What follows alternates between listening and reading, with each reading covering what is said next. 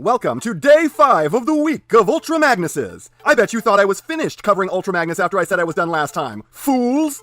Actually, the first subscriber of mine who ever gave me fan art, Caelan Tomlinson, or Mixmaster Art, was recently hit by a truck. Their words, not mine. Finding out about this actually sent me into a bit of a spiral, as there are several frequent commenters of mine who stopped commenting, and I started to worry that something dire had happened to them just like Caelan. Everyone responded eventually, so heart attack over, but I still just hope everyone's doing okay. Anyways, Caelan wanted me to review the Magic Square Light of Freedom, and considering what he's been through recently, I didn't even have to stop to think about it. It's also cool because it's absolutely perfect timing. I basically get to add a bonus day to the week of Ultra Magnuses, and I get to talk about one of my favorite figures who I only ever briefly covered in a What's the Best, and then bring up every time there's a new best posing thing ever out there, or a new Optimus. So color me enthusiastic about this on every level. I hope you're doing better, Caelan, and I hope this puts a smile on your face. And everyone else's too, I don't want anyone to feel left out on this. It's the Magic Square Light of Freedom, a truly terrible name. In English, this is the Magic Square Masterpiece Scaled Optimus Magnus. So what can I say about this thing? It's so glorious, it's hard to put into words. I suppose what I can tell you is, a while ago, subscriber and Twitter follower Julian Niblis asked me if I actually did think it would be a good idea to buy this guy. You all know me, I do not consider it my job to get you to buy stuff. I would much rather talk you out of purchasing something you may not like than convincing you to waste your money. If you ever ask me to recommend whether or not you should get something, I'll list its pros and its cons, heavy emphasis on the cons, and never give you a definitive answer. So when he asked me that, without hesitation, without reservation, without a doubt in my mind, I said yes, buy it. So he took my advice and he did. The figure is now his icon on Twitter. He contacted me after getting it and rated the figure a 10 out of 10. Now he'll tell you that it's a 9.5 out of 10 due to some loose joints on his. But 9.5 out of 10 due to loose joints is near as ringing an endorsement as I can think of. Before I get any further into this, I need to point out that this amazing thing is based on a Legends figure. Magic Square put out a Legends Optimus Prime so good they decided to upscale it and tweak a minor few aspects of it to make the best masterpiece scale Optimus on the market. So yeah, unlike any other video of mine, I am absolutely going to try to convince you to buy this. Just be sure that if I do, you don't go thinking you found a sweet deal on the figure and snatch that up, only to then realize that you bought the Legends version. Unless you want that version. I want you all to know how hard this is for me, because in this video, I am going to go against every fiber of my nature trying to convince you to want this, because this thing is that excellent. And the excellence starts with this robot mode. People like saying that the somewhat sleeker OP leader is more accurate as an interpretation of Optimus's design. And admittedly, this is a bit heavier set, though it's more jacked than fat. But I'll say that this was absolutely accurate to him, largely because the show was very inconsistent with his look. Sometimes he was slimmer, sometimes he was heavier, and to argue that either of these has more claim than the other is foolish. This is so in line with everything he's supposed to look like, and I swear to God, if somebody complains that his bulge isn't big enough. No one cares about the exact shape of his crotch. Get over this neurotic need to have every last detail be exactly correct down to the micron. This is amazingly accurate to the show and movie, when they felt like looking this way. But even if this were accurate to neither, I'd still call it amazing because it just looks so badass. It isn't good looking because it looks like the show, it's good looking because it's good.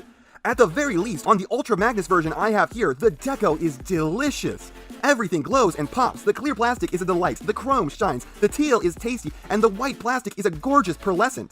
I don't normally gush about deco, but oh, this hurts to look at because it's so beautiful. There is no way that the camera can do this justice, but forget the paint. Look at the sculpt. It has the perfect balance of surface details and smoothness. It looks jacked, it's heroic, and it has the real grille on the front. Can you really look at this grille and tell me that it's not glorious? You might say that it doesn't look like this picture that overall looks like the Magic Square, and that's why the OP leader does the faux forming grille. But in this picture that looks like the Transform elements, the grille looks like the one on this figure. And this one too. Even in Transformers Devastation, the grille looks like this. And it's just as accurate to the alt mode. I don't know what's with the community-wide insanity that has taken grip and convinced people that it's not supposed to be this shape. Outside of that, everything here is perfectly proportioned and where it should be. He has every molded detail he needs in order to look like a real object while at the same time being satisfyingly smooth. Something I need to point out is that while the grille may not faux form, these two gas tanks at the backs of his knees actually are doing that. And yet, this thing is so good it makes me like it. Not just in spite of it, but because of it. They did this not because they were too lazy to figure out how to get the part where it needed to go. I think the rest of this figure proves that they weren't being lazy, but instead to achieve mass shifting. The actual gas canisters in truck mode are at least 3 times bigger than these, so by making these fake smaller parts, it really gives off the impression that he became much larger than he was. So yeah, everything about this robot mode is perfect. As perfect as something based on a thing that never looked consistent for 2 seconds can be at least. And then there's that head. A solid take on his look. There was a subtle shift in the design of Optimus Prime's head over time. It became squarer, less baseball helmet-like, the visor over top became shallower, taller, and less like the brim of a hat. So this is very much more in line with the earlier design for his head, like something you'd see in the early episodes of the cartoon. He comes with a separate faceplate for the helmet. I sincerely don't think it hits the mark though. But don't go thinking I'm not loving this head, because it's so sick. I don't know what it is about the Ultra Magnus colors, but they completely change his vibe. Something about that blue faceplate and the red eyes somehow makes this feel so mean. Despite having the exact same face, he doesn't feel like Prime. He feels like a hard-assed Autobot soldier who will kill the shit out of some cons without a tinge of regret that the war couldn't be resolved without all the violence. I used to hate the notion of the white Optimus repaint being Ultra Magnus. I thought it was so lazy, and, well, it is, but there is still a certain aesthetic from it I'm so glad we get to have. So, on just a pure visual level, this thing is amazing. But he continues to be awesome with the accessories. He comes with Optimus's trusty Ion Blaster, and for once, it looks right.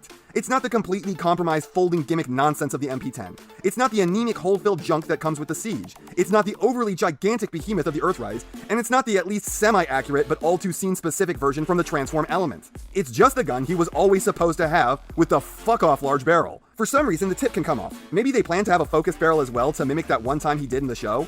He also comes with his axe, and I just can't be bothered to care even a little. Like, why has this 10-second accessory from the first episode become so linked with the idea of Optimus Prime? How many people are seriously going to use this? I'm pretty sure everyone is just sick of this thing at this point. It's not even a particularly good rendition of it. It's fat while at the same time managing to be small, stubby, and the wrong shape. Weird thing about it is the way that you put it on kind of backwards. He comes with the aforementioned different helmet bit, and then several damaged parts to recreate the scene where Optimus gets fatally wounded. Cool that they included them, but this is Ultra Magnus, so, kind of pointless, unless you just want a generic injured version. Personally, I'll never use these, but on the actual Prime version, and yeah, I can really see these elevating this even more to the right person. I'm going to do something different with the posing this time, something I've wanted to do since before the start of my channel. This section is going to be a bit longer, so I can understand if you aren't going to care for it. Though, this guy does have a ton to cover, so it was going to be long either way. After the video, tell me what you think.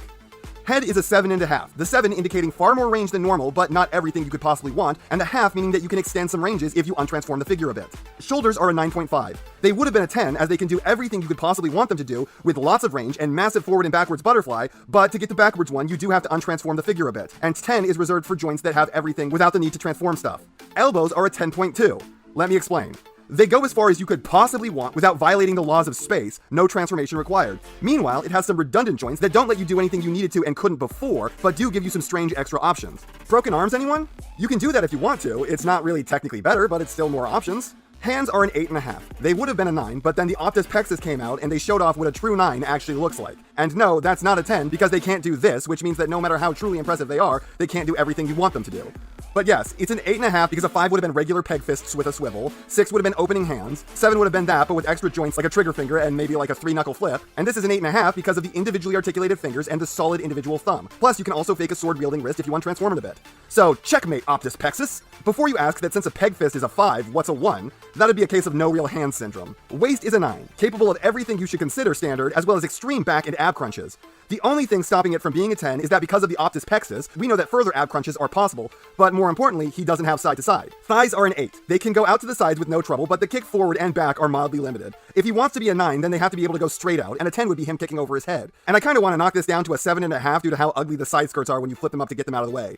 Knees are a 9.5. They go as far as you could ask, but they don't have individual boot cuts. Less important because the legs actually do rotate, but the boot does need to spin for a full 10. Feet are likewise a 9.5, doing absolutely everything but rotating while having extreme range on the joints, as well as being solidly tight, and they're nice and wide, unlike the Pexus, giving him a solid standing base despite their lack of turning. He is not liable to fall over. So yeah, this guy is excessively posable. Every single joint he has are either rare or have well beyond the normal range, with the only exception being his ability to kick forward is a bit more indicative of the norm with most figures. Outside of that, he gives every other best posing figure ever a serious run for their money, only missing out on a select few joints. Transformation on this guy is very complex, but the faint of heart need not fear it. This may be hard for a beginner or even an intermediate fan, but it's never frustratingly so in my experience, and it's incredibly fun. This is easily my favorite complex transformation of all time. He takes a bit from the MP10, the way his sides are formed out of the wheel wells of the truck mode. One day I'd like to see a Prime transformation work the way that we always saw in the show with that not happening, but I'm not mad until that point. The low light of the transformation has to be the way the wrist flaps work. It's a very tight space you have to work with to get that all situated, and you have no leverage. But the highlight is the way the legs work. It's clever, fun, and satisfying, even if it is a bit weird having to get used to transforming a part while it's in motion. Awesomely, the Matrix Chamber is actually part of the transformation, and the way the grill works is just simple genius. Without faux forming, it does everything it needs to do, it mildly changes shape, and it's fast and easy, leading to the perfect truck grill. So, it looks the best, it's the most fun, and it's not cheating. So why do people defend faux forming when the only point is to make it look better, but it can look perfect without it? This figure is a core tentpole of my arguments against faux forming and parts forming, because this design proves that you can have it all. You can do it perfectly without resorting to cheap cop-outs. It is possible. All you need is better engineering. Anything less is lazy. Anything less should not be forgiven. And the alt mode is borderline perfect. It's so clean and devoid of kibble. Plus, it just looks so finished. I know some people prefer the transform element because it doesn't have the pair of underpants at the center of the truck, but personally, it doesn't ever bother me, and I honestly think this is kind of one of the least egregious examples of it. The bed is a bit thick, but it just makes the truck feel like more of a bruiser. Of note, you were supposed to flip these caps around on the shins. I think this was for a trailer they intended to make but never did. I don't bother with these because it looks better without doing that. But outside of personal preference for how you want the back to look, this is basically perfect. It's full-featured, it kinda has opening doors, it's got nice rubber tires, it rolls great, all the chrome gleams, and it's just proportionally gorgeous. Look, I don't want to overhype you. Overhyping is the #1 route that leads to disappointment. But I mean no exaggeration or hyperbole when I say I think that this is the best Optimus Prime that has ever been made. And I don't really see how much more you could want. I love this thing. This is one of the highest crown jewels of my collection, and I don't have enough good things to say about it. You all know that I don't like trying to talk you into buying something. I'm only doing this because I'm sure that if you get this, you will love it too, because believe me, I dread the idea of steering you all wrong and making you waste money on something you don't love. Especially when this thing is $140 if you can find it, because they are kinda rare now. I don't want you guys to go out and buy one of these for $200 or anything like that. Just get it for the regular price if you can find it. And be sure that if you do go out and get it on my recommendation, you are absolutely positive you aren't picking up the Legends version of this, unless you want that. Not that it's bad, I'm sure it's great, but it would be kind of excessively disappointing to expect this and get something that only comes to his knee, especially if you paid the price of this. I don't want to steer you guys wrong, but I am that confident that this is an amazing figure. I know I'm overhyping it, and I don't want that to be the case. Have realistic expectations if you do choose to get it. Take everything I just said and think to yourself, well, he really likes it, but it's probably just a good figure that meets his subjective expectations, so he enjoys it more than it might deserve. I'll probably like it okay. And at the end of it all, I hope I don't make you waste your money, and I didn't ruin the figure by setting an expectation that it could never live up to. Hope you feel better, Caelan, or Mixmaster, whichever you prefer to be called. And that's not half of what I have to say, but it's enough of what I have to say. And I know you know what everyone else tells you to do at the end of these videos. So, if you liked what you saw here, please do that. And if you'd like to take it a step further, then please share this video with any friend you think may be interested. I hope you all enjoyed listening to me waste your time.